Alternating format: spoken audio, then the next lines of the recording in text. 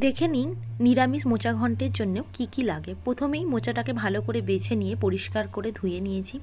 তার সাথে নিয়েছি ডুমো ডুমো করে কেটে রাখা আলু, বেগুন, ছোলা, ঘি, একটু টমেটো আর গুঁড়ো মশলার মধ্যে নিয়েছি ধনে গুঁড়ো, জিরে গুঁড়ো, হলুদ গুঁড়ো, লঙ্কা গুঁড়ো।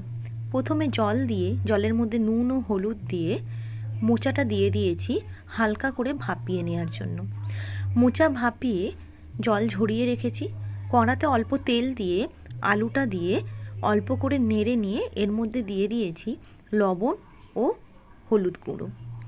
লবণ ও হলুদ গুঁড়ো দিয়ে আলুটাকে 2 মিনিটের মতো ভেজে নিয়ে তারপর দিয়ে দিয়েছি বেগুন দিয়ে 1 মিনিটের মতো ভেজে নিয়ে দিয়ে দিলাম আগে থেকে ভাপিয়ে রাখা মোচা এবং আগে থেকে ভিজিয়ে রাখা ছোলা।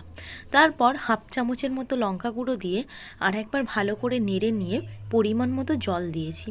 এই অবস্থায় আপনারা গ্যাসেও এটাকে সেদ্ধ করতে পারেন, কিন্তু আমি সময় বাঁচানোর জন্য এটাকে প্রেশার কুকারের মধ্যে 2টো সিটি দিয়ে দিয়েছিলাম।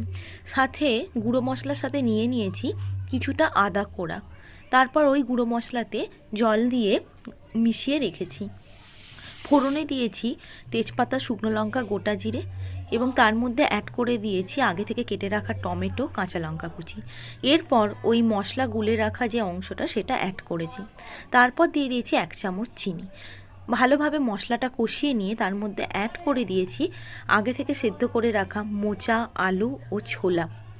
এই মুহূর্তে আমি অ্যাড করে দিলাম 1 চামচ পরিমাণ ঘি।